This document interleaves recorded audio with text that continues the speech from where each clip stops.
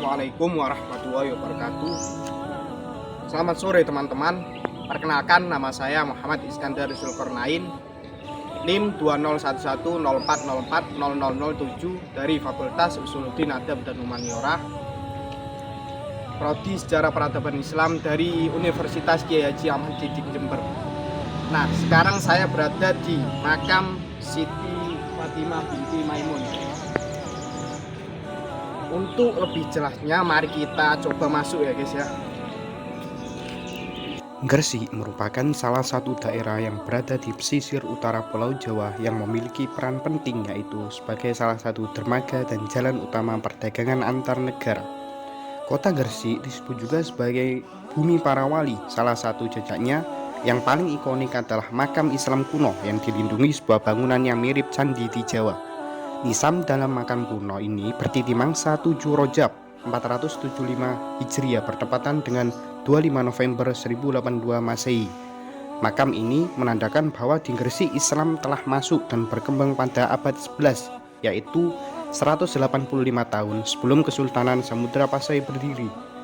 Makam tersebut adalah makam Siti Fatimah binti Maimun, atau yang terkenal dengan sebutannya sebagai makam panjang. Tokoh Fatimah binti Maimun adalah nama yang tertulis pada nisan yang ditemukan di Desa Leran, Kecamatan Manyar, Kabupaten Gresik. Nisan ini pertama kali ditemukan oleh peneliti Belanda bernama J.P. Mokuete pada tahun 1911. Kemudian penelitian ini dilanjutkan oleh Paul Raffit. Temuan batu nisan tersebut merupakan salah satu data arkeologis yang berkenaan dengan keberadaan komunitas muslim pertama di kawasan pantai utara Jawa Timur. Penemuan makam Fatimah binti Maimun bin Hibatullah ini kemudian menghasilkan sebuah kesimpulan bahwa pada abad 11 sudah ada komunitas Islam di Gresik. Memahami hal tersebut, dapatlah kemudian dimengerti bahwa masa hidup Fatimah binti Maimun bin Hibatullah ini sejaman dengan masa Raja Airlangga memerintah Jawa Timur, karena memang Raja Airlangga sendiri turun tahta pada 1042. Meskipun dalam nisan makam tersebut tidak dijelaskan mengenai ketokohan dan peran Fatimah binti Maimun, akan tetapi tradisi masyarakat setempat menyebutkan bahwa Fatimah binti Maimun ini mempunyai nama lain Putri Retnoswari, dikisahkan sebagai putri kerajaan Kamboja Sultan Mahmud Shah Alam. Kedatangannya ke Jawa dikisahkan untuk menyebarkan agama Islam pada penduduknya yang kala itu masih beragama Hindu-Buddha. Disebutkan Siti Fatimah binti Maimun berasal dari Malaya. Menurut informasi, Siti Fatimah binti Maimun masih memiliki hubungan kekerabatan dengan salah satu wali Songo, yaitu Syekh Maulana Malik Ibrahim, atau kita kenal dengan sebutan Sunan Gresik. Sebelum kita menuju bangunan makam Siti Fatimah binti Maimun, kita akan melewati jalan setapak. Di kanan kiri jalan dapat kita lihat bersama bahwa terdapat makam-makam tua yang lain. Terdapat pula makam panjang pertama yang kita jumpai, yakni makam Raden Said dan Raden Ahmad. Dituturkan bahwa dulu beliau adalah dua penjaga pintu utama yang bertugas menerima dan menyambut tamu. Di depan lagi juga terdapat tugu kecil bertulis "Mintalah hanya kepada Allah", di mana pesan yang terkandung adalah agar penziarah tidak berziarah dengan menggunakan maksud yang lain yang mengantarkan pada kemusyrikan, melainkan hanya bertujuan meniru tauladan aulia, agar senantiasa menegakkan agama Allah, mematuhi perintah Allah dan menjauhi larangannya. Kemudian sebelum kita masuk ke bangunan makam Siti Fatimah binti Maimun, kita akan menuju makam panjang lain yang berada di samping bangunan makam Siti Fatimah binti Maimun. Berjarak sekitar 100 meter ke timur terdapat 6 makam panjang. Disebutkan bahwa makam-makam tersebut adalah makam saudara kandung ayah Fatimah binti Maimun yang ikut berjuang menyebarkan Islam di pesisir utara Pulau Jawa. Sebenarnya, postur tubuh mereka seperti manusia pada umumnya, namun dibuat panjang sebagai simbol perjuangan untuk menyebarkan agama Islam yang masih sangat panjang.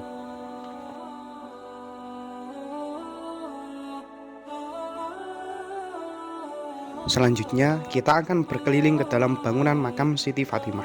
Bangunan cungkup kuburnya merupakan balok batu kapur Gunung Suci yang dibentuk persegi dan direkatkan. Luasnya adalah 4 x 6 meter persegi dan tingginya kurang lebih 16 meter. Gaya bangunannya menyerupai candi dengan struktur bangunannya terdiri dari bagian kaki, badan, dan kepala dengan membentuk ruang di bagian dalam sebagai tempat ziarah kubur. Bangunan dikelilingi oleh tembok setinggi pinggang dan gapura padu rasa yang sangat rendah, sehingga orang harus menundukkan badan saat melewatinya.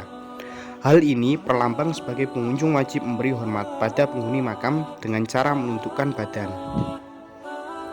Bangunan ini berbentuk seperti candi sehingga banyak masyarakat yang berspekulasi bahwa makam Siti Fatimah binti Maimun ini ada hubungannya dengan kerajaan Majapahit, yaitu Raja Brawijaya, di mana disebutkan bahwa Siti Fatimah binti Maimun akan dijodohkan dengan Raja Brawijaya, namun ditolak ayah dari Siti Fatimah karena perbedaan agama yang dianut. Ditakutkan bahwa Siti Fatimah akan tunduk pada suaminya dan mengikuti agamanya, yaitu agama Hindu. Namun cerita ini perlu ditinjau ulang, mengingat tahun wafatnya Siti Fatimah binti Maimun pada tahun 1082, sedangkan adanya kerajaan Majapahit adalah sejak abad 13, artinya selisih 2 abad atau 200 tahun. Dan hal itu tidak mungkin jika akan ada kisah cinta selisih 2 abad. Perlu kita ingat bahwa sejarah akan benar selama belum ada bukti yang baru yang lebih kuat yang akan merubah perspektif kebenaran sejarah tersebut. Dalam bangunan makam terdapat pula makam-makam lain yang dipercaya sebagai makam dari dayang-dayang yang melayani Siti Fatimah binti Maimun dan membantu beliau menyebarkan agama Islam. Dalam makam juga terdapat inskripsi yang kini sudah dipindahkan ke Museum Trowulan. Inskripsi nisan Fatimah binti Maimun terdiri atas 7 baris, ditulis dengan bahasa Arab dengan hot coffee, yang merupakan model penulisan paling tua di antara semua gaya kaligrafi yang ada. J.P. Mokwetty berhasil membaca tulisan yang tertera di batu nisan leren yang ditulis dengan struktur yang sangat baik. Ternyata dalam prasasti tersebut dicantumkan pula 2 ayat dalam Al-Quran surat Ar-Rahman. Hasil pembacaan Mokwetty kemudian diterjemahkan oleh Muhammad Yamin. Berikut ini hasil pembacaan Mokwetty. Bismillahirrahmanirrahim. Kullu man 'alaiha fan wa yabqa wajhu rabbika dzul jalali wal ikram. Hadza qabru Sayyidah Fatimah binti Maimun bin Hibatullah tuwfiyat fi yaumi al-jum'ah min Rajab wa fi sanati hamsatin wa tis'ina wa arba'ati mi'atin ila rahmatallah. Shadaqallahul azim wa rasulihil karim. Menurut Muhammad Yamin, terjemahan atas inskripsi batu nisan Fatimah binti Maimun adalah sebagai berikut. Atas nama Tuhan Allah yang Maha Penyayang dan Maha Pemurah, tiap-tiap makhluk yang hidup di atas bumi itu adalah bersifat fana, tetapi wajah Tuhanmu yang bersemarak dan gemilang itu tetap kekal adanya. Inilah kuburan wanita yang menjadi kurban syahid bernama Fatimah binti Maimun, putra Hibatullah, yang berpulang pada hari Jumat ketika 7 sudah berlewat bulan Rajab dan pada tahun 495 Hijriah, yang menjadi kemurahan Tuhan Allah yang Maha Tinggi beserta Rasulnya yang mulia. Sebagian juga ada yang membacanya dengan 475 Hijriah. Meski hanya terdiri dari 7 baris, namun kalimat yang tertera di nisan tersebut mengandung informasi dan pesan spiritual yang tinggi. Baris pertama merupakan basmalah, kemudian diikuti oleh kutipan surat Ar-Rahman ayat 26-27 yang umum dalam epitaf umat muslim terutama di Mesir. Sedang baris berikutnya adalah rangkaian informasi yang akurat tentang waktu kematian Fatimah binti Maimun, yaitu pada hari Jumat bulan Rajab tahun 475 Hijriah atau 1082 Masehi. Itu berarti 185 tahun sebelum Kesultanan Samudra Pasai berdiri pada 1267 di Jawa telah ada dan berkembang komunitas penyebar Islam, terutamanya di Gresik. Nisan leren ini hingga kini merupakan bukti tertua kehadiran agama Islam di Asia Tenggara. Selanjutnya kita akan mendengar cerita Siti Fatimah binti Maimun versi masyarakat sekitar.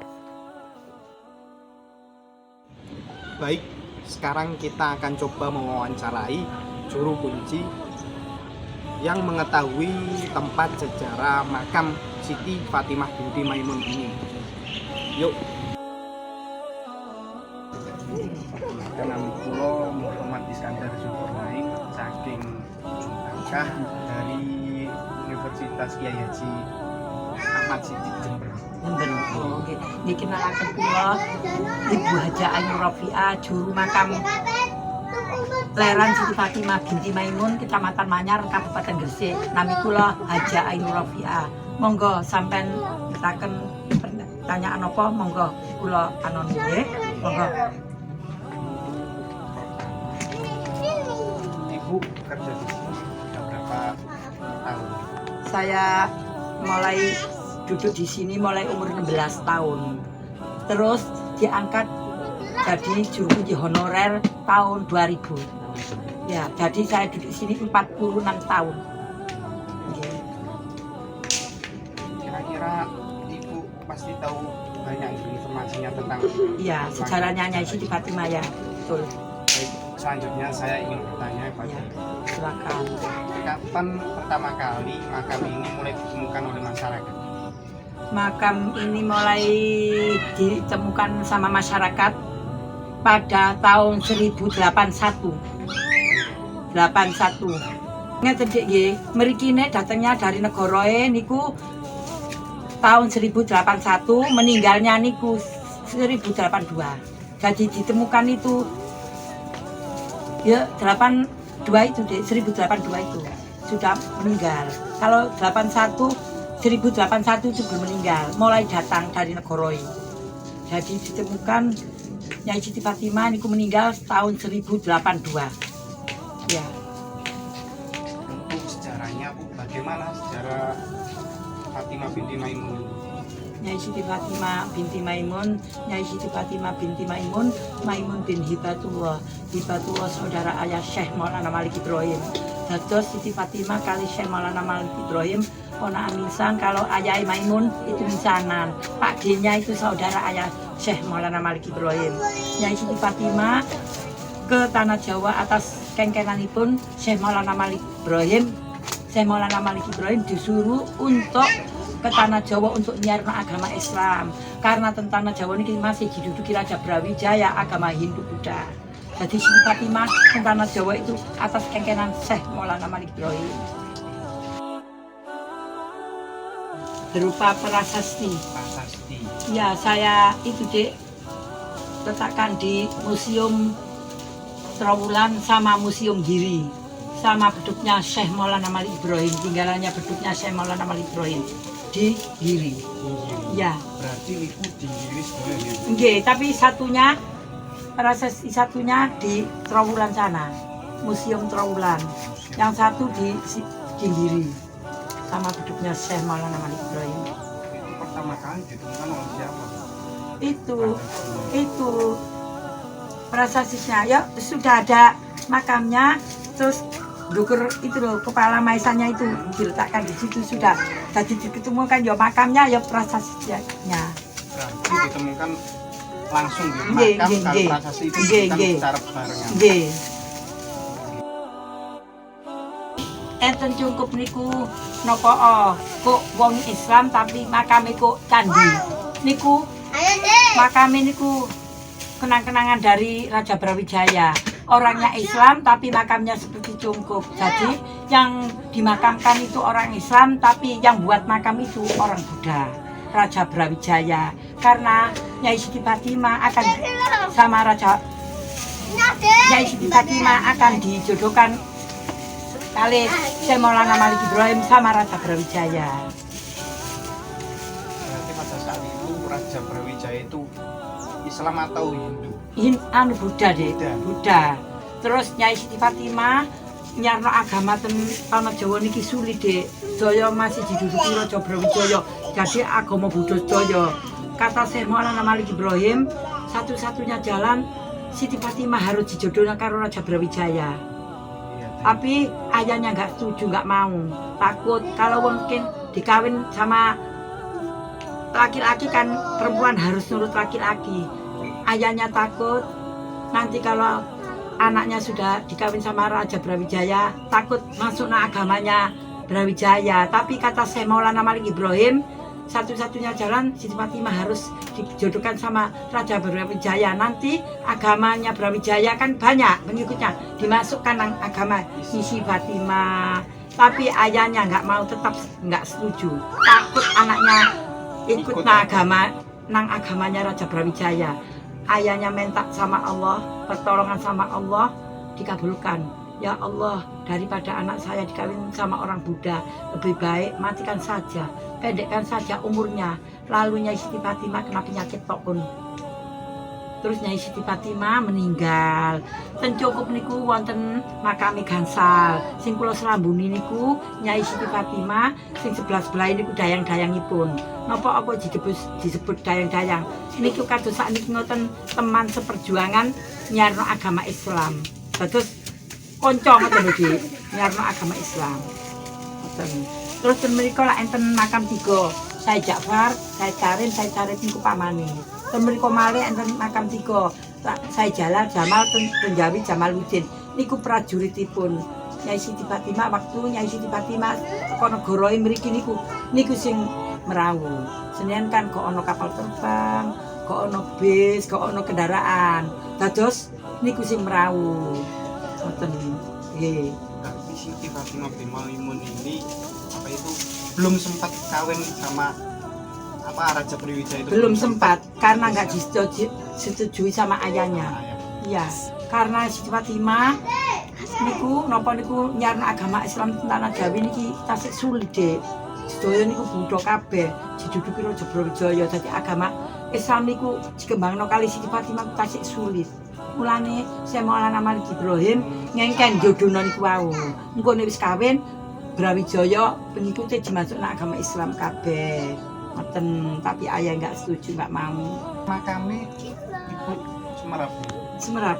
Pinten ukuran? Nek makamku berpanjang niku ukurannya 9 meter lebih kurang. Nek Siti Fatimah sak pengikutnya itu lah 5 loh. Di Cungkup itu biasa aja, seperti orang biasa. Yang sini 7 meter, yang sana 9 meter. Itu bukan orangnya kepanjang. Niku cuma lambang, kiasan. Sampeyan Semerap kados tiyang sakniki ngoten, jasaipun, titelipun. Nah niku jasai napa? Karomai, barokai, kesaktiane, ilmune. Terus bahwa agama Islam itu waktunya, jangkanya niku panjang, nggak bisa habis. Kecuali besok ila yaumil qiyamah. Nih sakniki niku mboten saged habis. Mungkin nggih niki pimpinane meninggal nggih, tokohe Islam meninggal nggih, genti sing muda. Mungkin meninggal malih, genti malih. Dadi tumbuh terus agama Islam nggak bisa habis. Berarti untuk ukurannya itu hanya kiasan Ya, saja. lambang. Hanya lambang saja. Nggih. Untuk asalnya Siti Maimun sendiri itu dari mana gitu? Nyai Siti Fatimah asalnya saking Kedah Malaka, Malaysia. Nggih, Kedah Malaka, Malaysia. Malaka, Malaya, Melayu. Niku mboten kok Malaysia sing jenenge tiyang nyambut damel mboten. Malaka, Malaya, Melayu. Nggih, siji, Dik. Mboten. Ayahnya wafat di Mesir, nyarno agama Islam termerika. Nyai Siti Fatimah binti Maimun. Maimun kan ayahnya jadi raja Mesir, punya gelar Sultan Mahmud Sa'alan. Terus pada tiap Syawal tanggal 15 diadakan hall di sini, ya orang-orang semua datang ke sini, ya masyarakat semua datang ke sini tahlil, berdoa. Itu setiap Syawal. Syawal tanggal 15 ya. Ya, untuk terakhir bagaimana pengunjung apa itu sebelum dan sudah COVID ini, apakah berkurang? Sebelum COVID atau sesudah COVID ya. Sebelum COVID itu banyak, terus sesudah COVID itu loh tutup 2 tahun, nggak boleh buka karena corona. Desember kan banyak itu orang meninggal deh, kayak panen itu tutup deh, sini tutup 2 tahun. Sekarang kan sudah buka kan 2 tahun. 2 tahun. Cuma ada tamu itu dek yang dekat-dekat itu. Dulu kan sing sampean liwati wau lho, Dek, jalan raya itu masih lautan segoro. Kok ono Manyar, kok ono Tenger, kok ono desa, Dek. Iki gunung. Dadi menungsa iku uripe nek gunung-gunung. Gunung Menganti, Gunung Mriki, Gunung napa niku Bunder. Ngoten iki dadi uripe menungsa niku ngoten niku. Dadi Nyai Siti Fatimah nyarno agama Islam niku nggih metu gunung, mlebu gunung, Dek. Nggih, menungso ku nek gunung-gunung kok ana desa-desa mulane niki diarani ki lah. Mulane niki diarani Desa Leran, pelerenane Nyai Siti Fatimah waktu nyarno agama Islam. Tempat persinggahan nggih, ten mriki Desa Leran niki. Penta. Cukup. Nggih. Nggih. Nggih, bi enten anune kula nggih nggih ngapunten kata. Nggih. Terima kasih Bu semuanya. Nggih, monggo-monggo kula nggih atur kasuwun kula nggih terima kasih. Nggih, bi enten salani kula nggih sampeyan terima kasih. Nggih. Baik teman-teman, sekian dari saya review dari makam Siti Fatimah binti Maimun. Saya pamit undur diri, bila mana ada kata yang salah atau kurang pantas saya mohon maaf yang sebesar-besarnya. Assalamualaikum warahmatullahi wabarakatuh. Sampai jumpa.